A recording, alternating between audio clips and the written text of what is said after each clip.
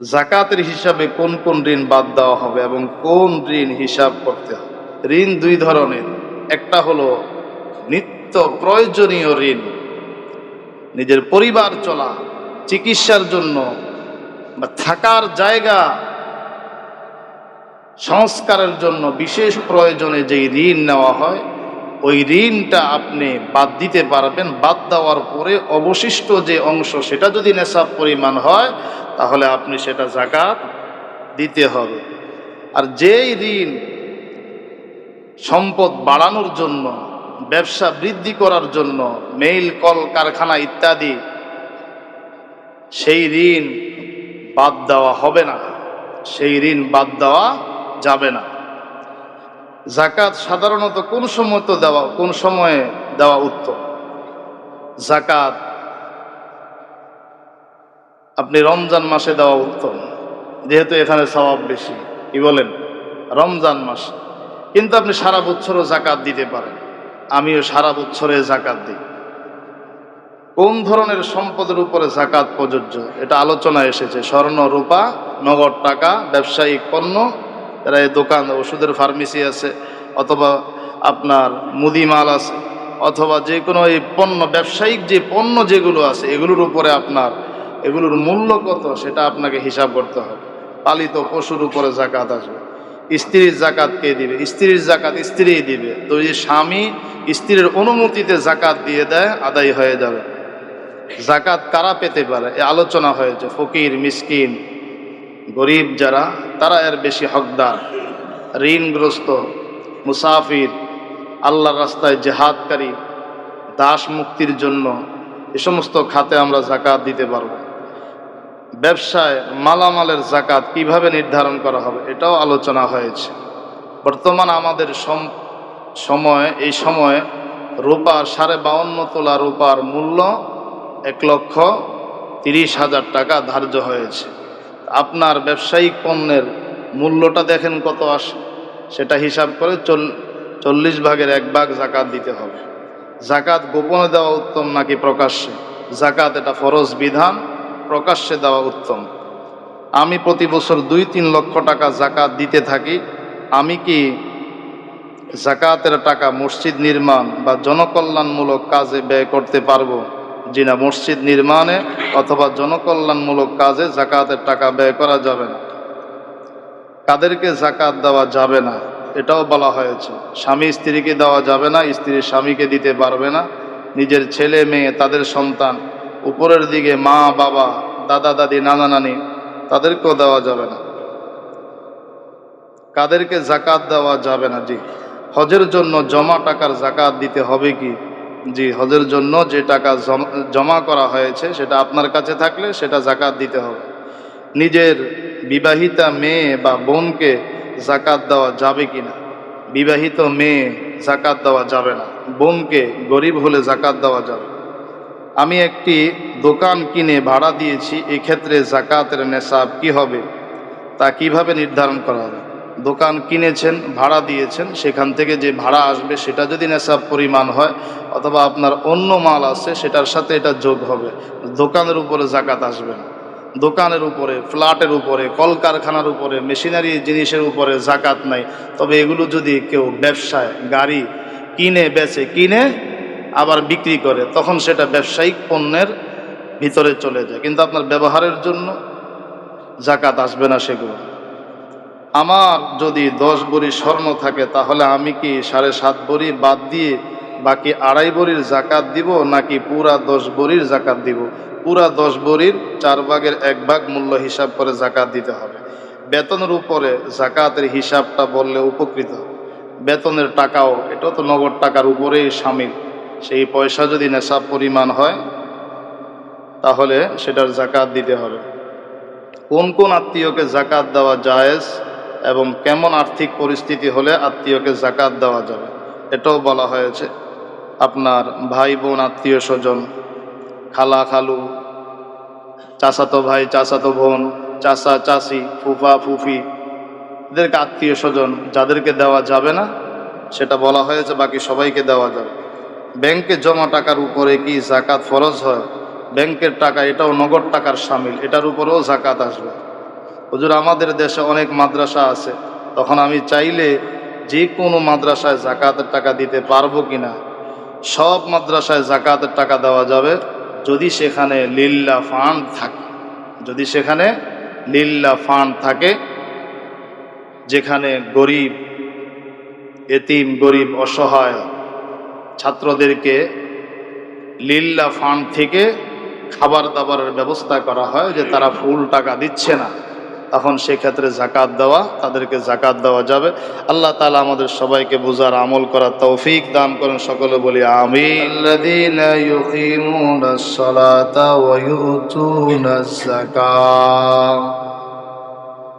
যাকাত ইসলামের অন্যতম একটি গুরুত্বপূর্ণ রোকন, মানুষের কল্যাণে, মানুষের উপকারী। যাকাত শব্দের অর্থ পবিত্র মাল, নাপাক।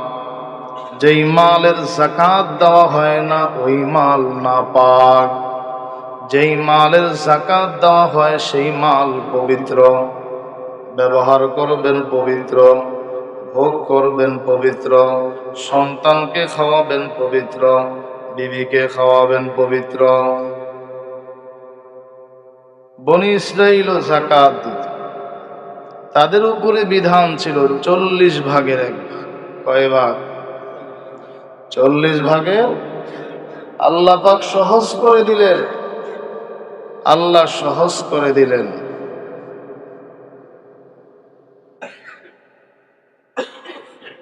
আমাদেরকে শতকরা বনি ইসরাঈল 40 ভাগের 1 ভাগ না, তাদের হলো 4 ভাগের 1 ভাগ।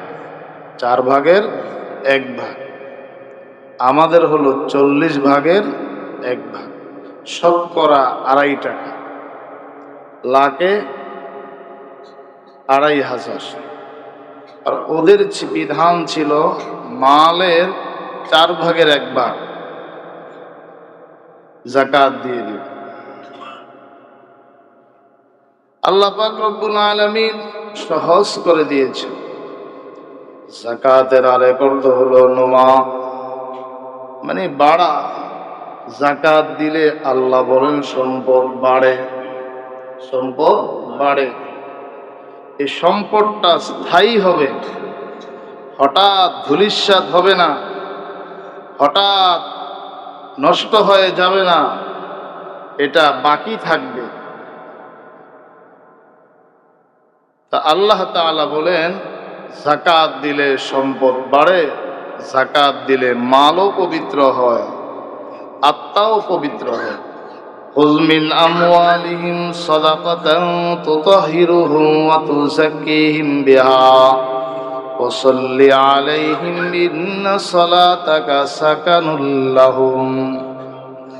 খুয মিন আমওয়ালিহিম সাদাকাতান তুতাহহিরুহুম, আল্লাহ বলেন তাদের মাল থেকে আপনি যাকাত গ্রহণ করেন, তাদেরকে পবিত্র করেন, তাদের মাল পবিত্র করেন, তাদের আত্মা পবিত্র করেন। যাকাত দিবে হিসাব করে করে, গনে গনে হিসাব করে করে যাকাত দিবে। মানুষকে দেখায়া দেখায়া যাকাত দেওয়া উত্তম, মানুষকে দেখায়া দেখায়া। ফরজ বিধান গোপনে নয়, নফল বিধান যত পারেন গোপনে, কিন্তু ফরজ আমলগুলো প্রকাশ্যে হওয়া চাই। না হলে মানুষ তহমত দিবে, এ লোক যাকাত দেয় না, এ লোক নামাজ পড়ে না, এ লোক ফরজ কাজ করে না। নফল আমল যত বেশি আপনি করেন, যত গোপনে করবেন তত বেশি সওয়াব। ফরজ আমলগুলো প্রকাশ্যে করা উত্তম। খুয মিন আমওয়ালিহিম সাদাকাতান তুতাহহিরুহুম ওয়া তুযাক্কিহিম বিহা ওয়া সাল্লি আলাইহিম ইন্না সালাতাকা সাকানুল লাহুম আল্লাহু সামিউন আলিম। যাকাত দিলে কলব পবিত্র হবে, মাল পবিত্র হবে। যারা হিসাব করে করে যাকাত দেয় তাদের ব্যবসা কামাই রুজিতে আল্লাহর রহমতে ধস আসবে না। মাঝে মাঝে পরীক্ষা আসবে, আল্লাহ তাআলা আবার উঠায়া দিবেন। যাকাত দেওয়ার দ্বারা অন্তরে শান্তি, পারিবারিক সুখ শান্তি। আল্লাহ পাক রব্বুল আলামিন যারা যাকাত দিবে তাদের সম্পদগুলোকে বহু গুণ আল্লাহ বাড়ায়া দিবেন, তাদের সওয়াব আল্লাহ তাআলা শত শত গুণ বৃদ্ধি করে দিবেন। যাকাত তো মূলত দিতে হয় বৎসরের শেষ প্রান্তে এসে। যে মালের উপরে 5 ধরনের মালের উপরে যাকাত আসে: স্বর্ণ, রূপা। স্বর্ণ 2 নাম্বার, রূপা 3 নাম্বার, নগদ ক্যাশ 4 নাম্বার, ব্যবসায়িক পণ্য 5 নাম্বার, পালিত পশু। পশুর ক্ষেত্রেও একটা বিধান আছে। উট হলে 5টা উটে যাকাত আসবে, এখান থেকে শুরু, তার নিচে যাকাত নাই। গরু হলে 30টা, সেখান থেকে শুরু, তার নিচে যাকাত নেই। এইভাবে এটা একটা পরিমাণ আছে। তো এই 5 ধরনের সম্পদের উপরে যাকাত আসবে যে মালের উপরে 1 বৎসর অতিবাহিত হবে। যে মালের উপরে 1 বৎসর, তবে বৎসর শেষ হওয়ার আগে যদি কেউ যাকাত দিয়ে দেয় তাহলেও তার যাকাত কি হয়ে যাবে? আদায় হয়ে যাবে। যাকাত আদায় হয়ে যাবে। যাকাত যারা দিবে না, আল্লাহ তাআলা তাদের শাস্তির কথা কোরআনে বিবরণ দিয়েছে। আল্লাহ রাসূল সাল্লাল্লাহু আলাইহি ওয়াসাল্লাম হাদিস শরীফের মাঝে তাদের শাস্তির কথা উল্লেখ করেছেন। والذين يكنزون الذهب والفضة ولا ينفقونها في سبيل الله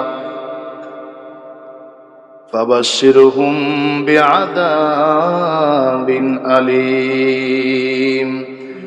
আল্লাহ বলেন, যারা ইয়াকনিজুনা আয-যাহাবা ওয়াল ফিদ্দা, স্বর্ণ রূপা জমা করে, ওয়ালা ইউনফিকুনাহা ফি সাবিলিল্লাহ, আল্লাহর রাস্তায় খরচ করে না, আল্লাহর রাস্তায় খরচ করে না, ফাবাশশিরহুম বিআযাবিন আলীম, তাদেরকে আপনি যন্ত্রণাদায়ক শাস্তির সুসংবাদ দেন। যন্ত্রণাদায়ক শাস্তির সুসংবাদ হয় না, দুঃসংবাদ হয়। সুসংবাদ আল্লাহ কেন বললেন? ইস্তেহজাআন, ঠাট্টা বিদ্রুপ স্বরূপ আল্লাহ বলেছেন তাদেরকে যন্ত্রণাদায়ক শাস্তির সুসংবাদ দিয়ে দাও। কিয়ামতের ময়দানে তাদের এই মালগুলোকে আগুনে জ্বালানো হবে, তাদের কপালে সেক দেওয়া হবে, তাদের ডানে বামে, তাদের পার্শ্বে পিঠে সেক দেওয়া হবে, আর বলা হবে এটা হলো তোমার ওই মাল যেই মাল তুমি জমা করেছ, যেই মাল তুমি জমা করেছ। হাদিস শরীফের মাঝে আছে, আল্লাহর রাসূল বলেন, মানুষ যখন মারা যাবে কবরের মাঝে আল্লাহু আকবার, বিষাক্ত সাপ আসবে, বিষাক্ত সাপ তাকে পেঁচায়া আক্রমণ করবে আর বলবে, আনা মালু আনা কানজু, আমি তোমার মাল, আমি তোমার জমাকৃত বস্তু, যেই মাল তুমি যাকাত দাও নাই, যেই মাল তুমি আল্লাহর রাস্তায় খরচ করো নাই, আমি তোমার সেই মাল।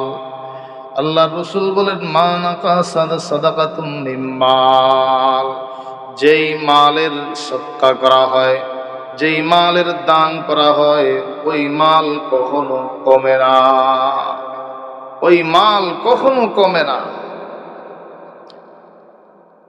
আল্লাহ পাক রব্বুল আলামিন সব মালের উপরে যাকাত ফরজ করেন নাই। স্বর্ণের উপরে, রূপার উপরে যাকাত ফরজ করেছেন। নগদ পয়সা, ব্যবসায়িক পণ্য, পালিত পশুর উপরে যাকাত ফরজ করেছেন। হীরা মণিমুক্তার উপরে দাম স্বর্ণের চাইতে বেশি হলো, এটা আল্লাহর বিধান, ওখানে যাকাত নাই, সেখানে যাকাত নাই। স্বর্ণ রূপা, স্বর্ণ 20 মিসকাল, রূপা 200 দিরহাম, স্বর্ণ 20 মিসকাল, আধুনিক হিসাবে 7.5, রূপা 200 দিরহাম, হাদিসের ভাষা, আধুনিক হিসাবে 52.5 তোলা রূপা। এর মূল্য যদি কাহারোর কাছে থাকে তাহলে তার মালের 40 ভাগের 1 ভাগ হিসাব করে যাকাত দিবে। কারোর কাছে শুধু স্বর্ণ আছে, শুধু স্বর্ণ আছে, আর কোনো টাকা পয়সা নাই, তাইলে 7.5 ভরি হওয়ার আগ পর্যন্ত কোনো যাকাত নাই। কারোর কাছে শুধু রূপা আছে, 52.5 তোলা নেই কম, স্বর্ণও নাই, টাকা পয়সাও নাই, ব্যবসায়িক পণ্যও নাই, তাহলে 52.5 তোলা হওয়ার আগ পর্যন্ত যাকাত নাই। কিন্তু একাধিক মাল যদি কাহারোর কাছে থাকে, কিছু স্বর্ণ, কিছু নগদ টাকা, কিছু রূপা, কিছু নগদ টাকা, স্বর্ণ নেশাব পরিমাণ হয় না, টাকাও নেশাব পরিমাণ হয় না, রূপা নেশাব পরিমাণ হয় না, পয়সাও নেশাব পরিমাণ হয় না, ব্যবসায়িক পণ্যও নেশাব পরিমাণ হয় না, এখানে কিছু ওখানে কিছু, কিছু স্বর্ণ কিছু রূপা, কিছু স্বর্ণ কিছু রূপা, কিছু পয়সা কিছু স্বর্ণ, কিছু পয়সা কিছু রূপা। তখন শরীয়তের মাসালা হলো, যেই দেশে যেই বস্তুর দাম কম, যেমন আমাদের দেশে স্বর্ণের দাম কম না রূপার দাম কম, তাহলে আমাদেরকে রূপার 52.5 তোলা রূপার মূল্যটা হিসাব করতে হবে। 1 ভরি স্বর্ণ আছে, আধা ভরি স্বর্ণ আছে, 30,000 টাকা আছে, 50,000 টাকা আছে, তাহলে আপনি টাকার জায়গায় টাকা থাকবে, স্বর্ণের দামটা দেখেন বাজার মূল্য কত, দুটা হিসাব করে আপনি দেখেন এখন আপনার কত হয়, 52.5 তোলা রূপার পরিমাণ সম্পদ হয় কিনা, তাহলে আপনার 40 ভাগের 1 ভাগ যাকাত আপনাকে দিতে হবে। 40 ভাগের 1 ভাগ। আনফা লিল ফুকারা, ফকির মিসকিনদের জন্য যেটা বেশি উপকার হয় সেটাকে আপনার হিসাব করতে হবে। বর্তমান একটা হিসাবে 52.5 তোলা রূপার মূল্য ধার্য করা হয়েছে 1,30,000 টাকা। 1 লক্ষ। আচ্ছা এবার বলুন, একজনের কাছে 1 ভরি স্বর্ণ আছে, 20,000 টাকা আছে, যাকাত আসবে কি আসবে না? আসবে কি আসবে না? কারণ স্বর্ণের ভরি এখন কত? 2.5 লাখেরও। 2.5 লাখেরও। তাহলে যে সমস্ত মহিলারা স্বর্ণের যাকাত দেয় না, আমার কাছে 2 ভরি আছে, 3 ভরি, 7.5 ভরি তো নাই, তাদের কপালে আযাব আছে না নাই? এই স্বর্ণ বিষধর সাপ আকৃতি দিয়ে কিয়ামতের ময়দানে তার গলায় পেঁচায় দেওয়া হবে। স্বামীর যাকাত স্বামী দিবে, বিবির যাকাত বিবি দিবে, একজনে আরেকজনেরটা দিতে পারবে, তবে অনুমতি লাগবে, নিয়ত লাগবে। নিয়ত ছাড়া যদি কেউ যাকাত, সব মাল যাকাত দিয়ে দেয়, সব মাল দানও করে দেয়, হবে না, নিয়ত লাগবে। গরিব মানুষ আপনার কাছ থেকে 10,000 টাকা ধার নিল, কিন্তু টাকা দিতে পারছে না, মনে মনে আপনি নিয়ত করলেন, ঠিক আছে এটা আমি যাকাত থেকে তোমাকে দান করে দিলাম, হবে না, কারণ যখন আপনি দিয়েছেন তখন আপনার যাকাতের নিয়ত ছিল না, দেওয়ার সময় নিয়ত লাগবে। অথবা মূলধন থেকে, আপনার ক্যাশ থেকে সেটা আলাদা যখন করলেন তখন নিয়ত থাকলেও চলবে। আল্লাহ বলেন স্বর্ণের উপরে যাকাত আসবে, রূপার উপরে যাকাত আসবে, নগদ টাকার উপরে যাকাত। এই পয়সা আপনার বাসায় থাকলেও যাকাত আসবে, ব্যাংকে থাকলেও যাকাত আসবে, কাউকে হাওলাত দিয়েছেন তাও যাকাত দিতে হবে, কারণ এটার প্রকৃত মালিক আপনি নিজেই। সন্তানের জন্য জমা করতেছেন, হজের জন্য জমা করছেন, মেয়ে বিয়ে শাদী দিবেন, টাকা পয়সা জমা করলেন, বাড়ি বানাইবেন, টাকা পয়সা জমা করলেন, তাও যাকাত দিতে হবে। হজে যখন খরচ করবেন তখন ভিন্ন হিসাব, তার আগ পর্যন্ত সেটার কি দিতে হবে? যাকাত দিতে হবে। যাকাত দিব আমরা কাদেরকে? যাকাত দিব। আল্লাহ বলেন ইন্নামাস সাদাকাতু লিল ফুকারাই ওয়াল মাসাকিনি ওয়াল আমিলিনা আলাইহা ওয়াল মুআল্লাফাতি কুলুবুহুম ওয়া ফির রিকাবি ওয়াল গারিবিনা ওয়া ফি সাবিলিল্লাহি ওয়া ইবনিস সাবিল। যাকাতের আমরা শুধু একটা খাত জানি এবং আমল করি। যাকাতের 8টা খাত আছে। কয়টা খাত? আল্লাহ বলেন ফকিরকে যাকাত দিবে, মিসকিনকে যাকাত দিবে। যারা যাকাত উসুলকারী এই কাজেই তারা ব্যস্ত থাকে, বাহিরের কোনো তাদের ইনকাম নাই, তাদেরকেও যাকাত দিতে পারবে।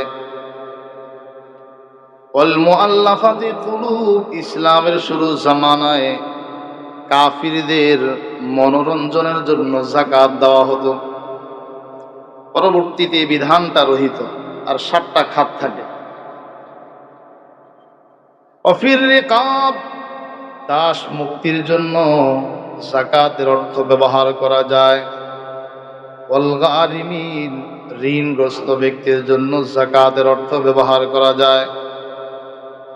ওফি সাবিলিল্লাহ, আল্লাহর রাস্তায় যারা জিহাদ করে তাদের জন্য যাকাতের অর্থ ব্যবহার করা যায়।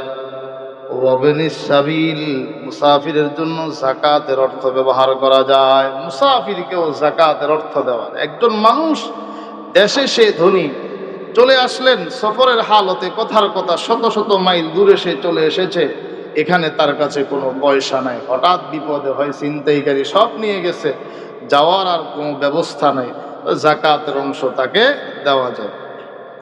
একজন মানুষ ধনী ছিল, মানুষকে যাকাত দিত, যাকাত খাওয়া তার জন্য হারাম ছিল, হঠাৎ ব্যবসায় ধস নেমে গিয়েছে, এখন সে ঋণী হয়ে গিয়েছে, অনেক ঋণী।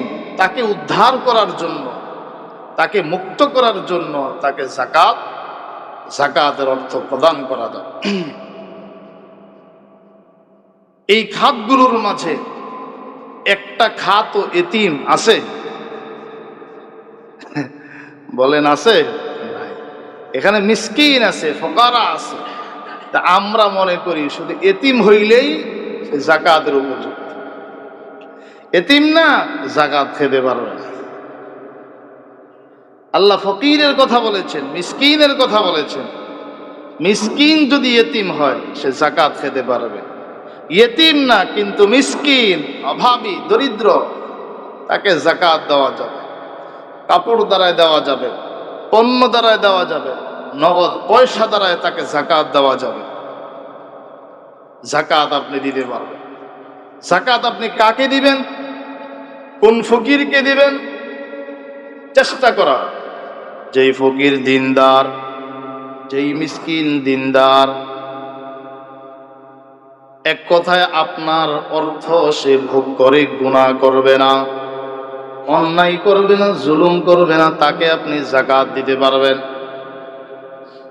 তাকে আপনি যাকাত দিবেন, এটা দেওয়া উত্তম।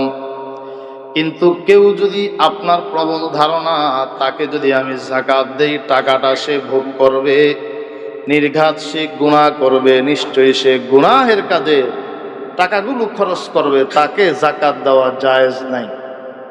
গরিব হলেও তাকে যাকাত দেওয়া কি না জায়েজ। আপনার প্রবল ধারণা তাকে দিলে সে গুনাহের কাজে ব্যবহার করবে, তাহলে তাকে যাকাত দেওয়া জায়েজ নাই। এজন্য চেষ্টা করা যে আমার সম্পদটা যেন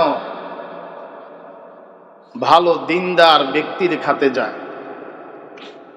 এজন্য বলা হয়, কিছু ফতোয়ার কিতাবও আছে যে যারা কোরআন সুন্নাহ শিখে, গরিব ছাত্র, মাদ্রাসায় সবাই গরিব না, সবাই ধনী না। যারা ধনী তারা টাকা দিয়ে খায়, যারা গরিব তাদেরকে যাকাত ফিতরা থেকে দেওয়া হয়। তো সেই লিল্লাহ ফান্ডে যদি কেউ যাকাত দেয় তার জন্য ডাবল সওয়াব। এক সওয়াব হলো সে যাকাত মৌলিক খাতে আদায় করলো, দুই নম্বর সওয়াব হলো সে দ্বীন ইসলামের প্রচারের কাজে সহযোগিতা করবে। সুবহানাল্লাহ। মাদ্রাসার বিল্ডিং বানানোর কাজে যাকাতের টাকা দেওয়া যাবে না, মসজিদ বানানোর জন্য যাকাতের পয়সা দেওয়া যাবে না।